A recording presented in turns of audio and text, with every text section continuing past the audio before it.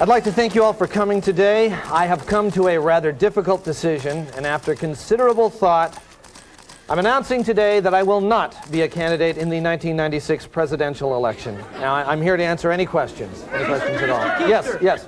Yeah, whatever happened to Bill Nye? Did he wind up getting his own show or what? Yes, he did. Once again, let me emphasize that after a great deal of soul-searching and personal considerations, I have decided that I will not, I repeat, not be a candidate for President of the United States in the upcoming election year. Yes. Are you and Tracy Conway married in real life? Because it seems like you guys... No, we're not. No, we're not. Actually, my actual wife, you might be interested to know, was very much against the idea of me running for President of the United States, and because of her wishes and other very personal reasons, I have made the painful decision not, and please don't misquote me on this, not to run for president. Any questions? Mr. Keister? Yes. My brother is really, really funny, and I was just wondering if you guys were ever looking for... Hey, is this microphone working? Okay, look, I'm going to say it again, all right? My reason for not running for the President of the United States is very, very, very personal. Very, very private, okay? Would you like to know what that reason is? All right, I'm going to tell you. It's because I don't feel the passion. I don't feel the calling. I don't yet get the real sense that the people of this nation realize that they're on the threshold of a real opportunity, a chance to turn to a genuine non-politician named John Keister. Someone who finally offers a real chance for change. Someone who will give our children and our children's children an honest-to-gosh future to believe in. Now, I offer that possibility, and I'm willing to serve. I'm just waiting to hear the word. But until then, I'm telling you all, I'm not going to run. I'm not going to do it unless I hear just one hopeful voice. Just one person cry out and say, "We need you, John. You're our last great hope. Please run. Please be our nation's leader."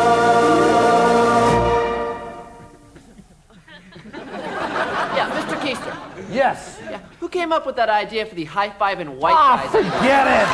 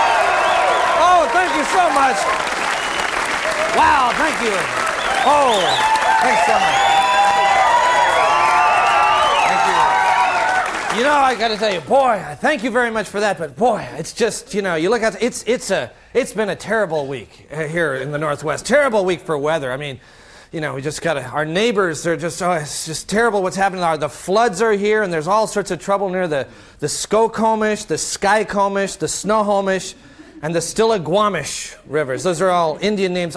You notice they all end in ish, which is Native American for don't build a house here. It floods. Sounds like squish or fish. It's kind of onomatopoeia. We should have figured that out. Anyway, I always really thought that the floods were centered around Enumclaw or Black Diamond or Kent.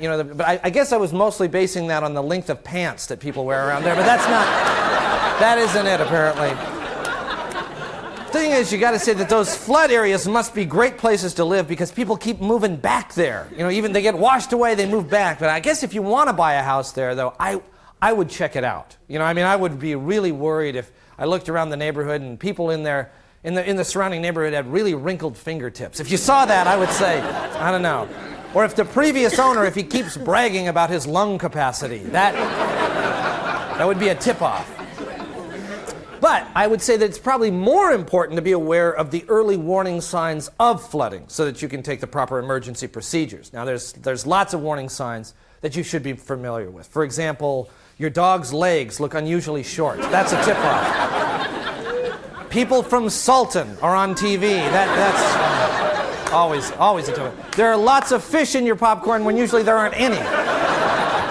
Or the neighbor's plastic yard ornaments are floating by your nightstand. Or the Happy Meal toy at the local McDonald's is a snorkel. And finally, a King 5 van pulls up and Jim Foreman steps out. Oh, man. There he is. Oh. You don't want to see that. That's a very scary sight. You don't want to see that. Anyway, speaking of scary, there's all sorts of really new You've probably seen a lot of the advertisements out for the big films that are coming, thrillers, suspenseful things. There's a lot of really exciting stuff coming your way, films for the holidays. And I think we have a preview of a really good one right now that we want to show you. Take a look.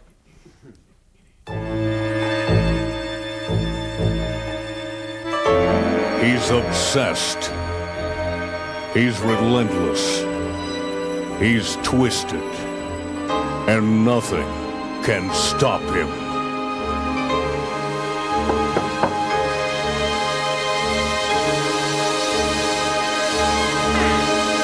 May I help you? May I help you? What are you doing? What are you doing? Quit it! Quit it! Wow! Copycat. I'm at the corner of 4th and Maynard. No, I'm in the corner of 4th and Maynard. Come pick me up before 2 o'clock. You come pick me up before 2 o'clock. Shut up, man! Shut up, man! I'm trying to talk to you! Knock it off! Knock it off! Knock it off! Jimmy? Jimmy? Jimmy? Jimmy? Put Jimmy back on the phone. Put Jimmy back on the phone. He's so annoying. He's such a dork. All right, smart guy. All right, smart guy. Freeze! Freeze! Look, I don't know what I'm going to charge you with. Look, I don't know what I'm going to charge you with, But I'll think of something. but I'll think of something. We're going downtown. Come on, we're going down. Come on! Copycat. Now playing. Copycat. Now playing. Knock it off, would you? Knock it off, would you? I'm the announcer. I'm the announcer. Oh, come on. Oh, come on. Shut up! Shut up! Jerk! All right, stay with us because we've got a great show.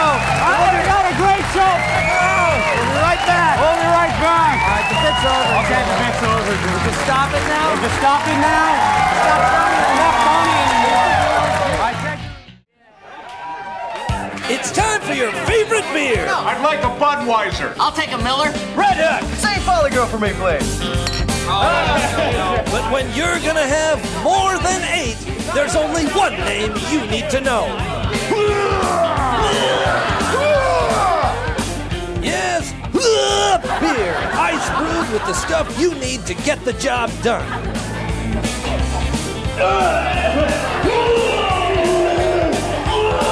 Ask for it by name.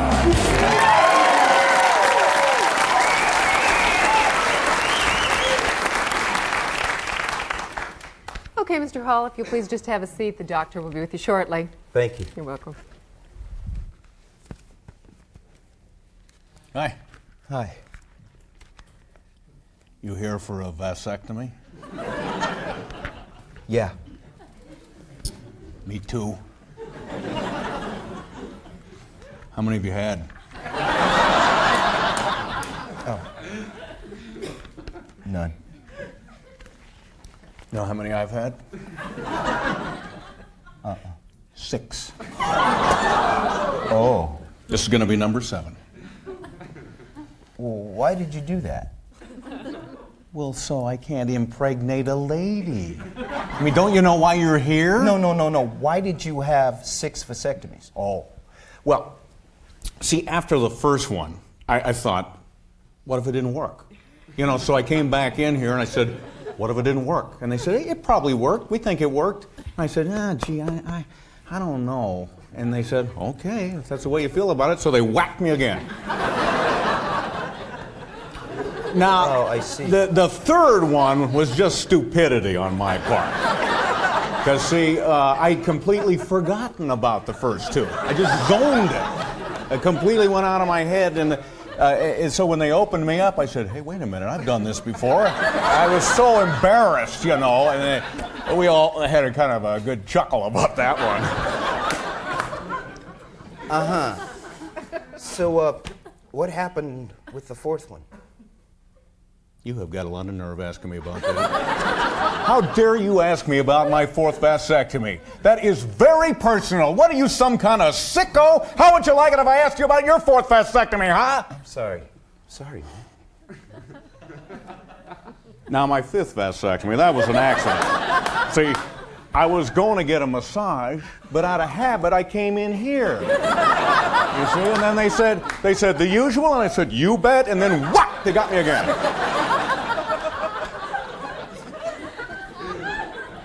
So, what happened with your sixth one?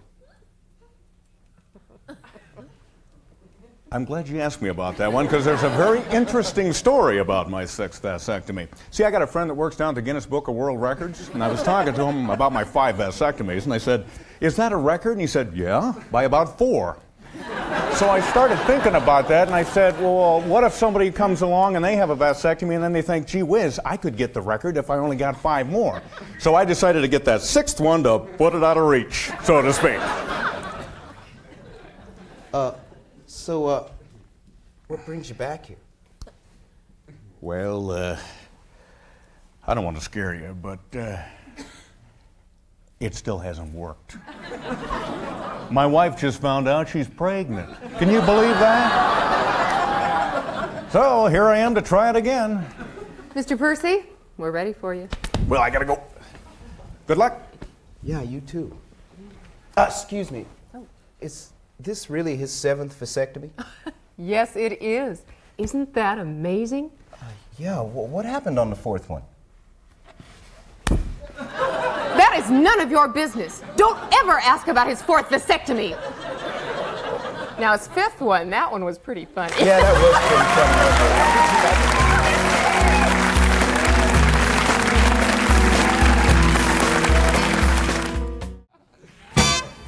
Get up off of that thing and stand to do better. Get up off of that thing and stand to do. Good evening. This is the Late Report. Well, a Florida judge threw out charges against Courtney Love for assaulting 2 boys at a concert with an official ruling that they were not exposed to any greater amount of violence than expected at a rock concert. The judge's unofficial ruling was, hey, you knew she was nuts when you bought the tickets. In light of the hearing, Courtney says that because of possible injury to herself, she will rethink diving into crowds at concerts. Instead, she'll end each show by dumping a large bucket of rocks on her head. Washington State University quarterback Chad Davis has been benched for the rest of the year because of his negative and unsupportive attitude. When Davis was asked about his punishment, he said, I don't care, they're just a big bunch of losers and their team sucks. Well, the weather has certainly been big news this week, and I believe we have a live report. Well, it sure is chilly and damp here today. It's kind of a day where a nice raincoat like this is appropriate. And yet, Tim, you're wearing a thin wool sweater. Why, yes, I am, Jim. This thin wool sweater is made out of 100% virgin Irish wool. And speaking of Irish wool, Sally has a report on sheep. Sally? Thanks, Tim.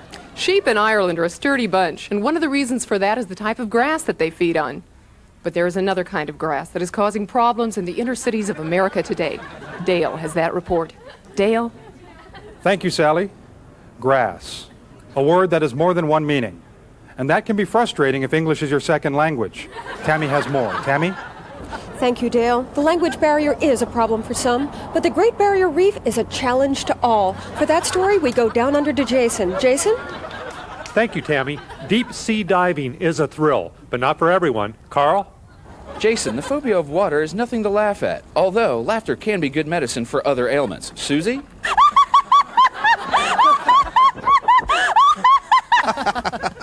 Thanks, Susie. Back to you, John. Thanks, guys. Well, a survey of local celebrities' refrigerators found that Husky women's basketball coach Chris Gobrecht had a lot of wine and whipped cream. Chris, if you're watching, call me anytime. Just call me.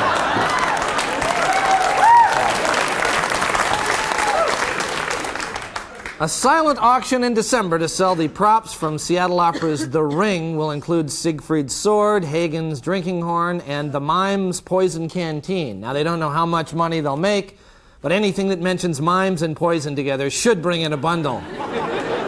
The U.S. Postal Service is moving its main mail processing center from Seattle to Tukwila. When asked why the move will be made, a spokesperson for the Postal Service said this way the new offices will be located much closer to the rifle range. Ooh. Well, the 4th annual Coffee Fest was held at the Convention Center last weekend, and Nancy Guppy was there. Here's her report. Thanks, John. You know, the 4th annual Coffee Fest was a huge success and so much fun, too. I mean, there were coffees from places all over the world. Places like South America and Asia and Africa and Australia and Alaska. And what? Did I say Alaska? I don't know why I said that. But seriously, there are so many different kinds of coffees. I mean, there's dark roast and light roast and medium roast and diet roast and dark roast and light roast and dark roast. And then they had foods there, too. All sorts of foods. Coffee foods. You know, foods made out of coffee. There was coffee loaf and coffee bread with, like, a really good coffee butter. And there was caramelized coffee, coffee cookies, coffee bean soup, which was weird but good. Weird but good. Oh, but best of all, there were really cool people there. Really cool people. People that were really cool. In fact, I met this one woman from France. You know, France, the real France. She came to me and she said, "Isn't this fun? Isn't this fun? Have you tried the coffee pate?" And I said, and she said it in a French accent, of course. And I said, "No, I haven't, but I'm going to." And then we just really hit it off, you know. And then she told me that I could come and stay at her house anytime. And I mean, she lives right in Paris. I mean, right in Paris, in Paris. And you know something? I'm going to do it. I'm going to take her up on it. I'm going to go and I'm going to stay at her house in France, Paris.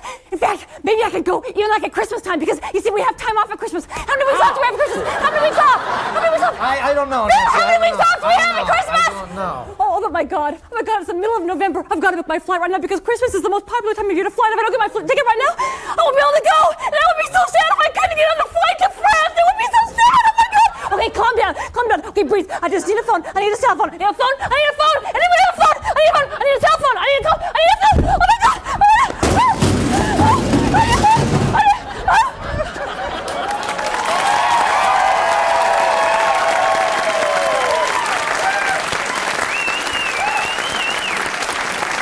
Guppy, ladies and gentlemen.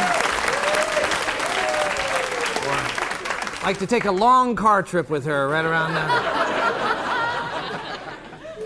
Finally, the Washington State Lottery scratch tickets to pay for the new Mariners Stadium will go on sale February 19th. The Mariners will resume their scratching sometime in early April. This has been the Late Report. Don't go away. We'll be coming right back.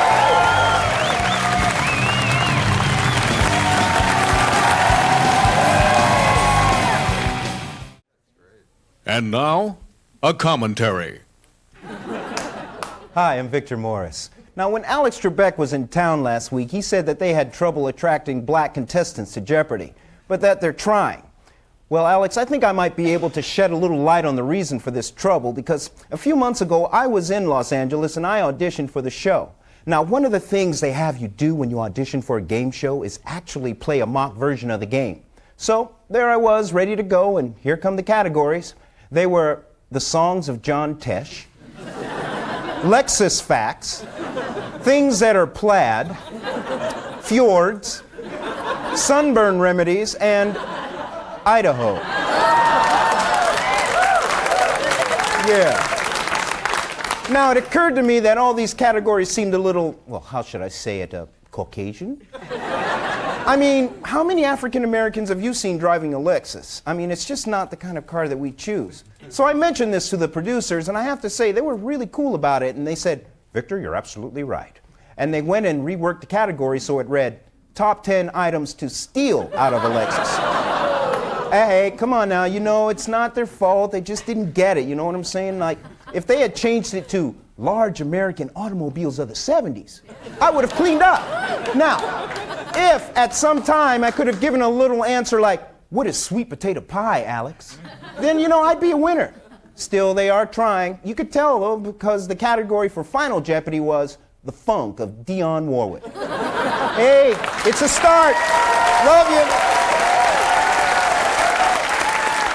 Well, that's just about all the time we have this week for Almost Live. We enjoyed having you in our studio, and we'd love to have you back next week. Bye-bye.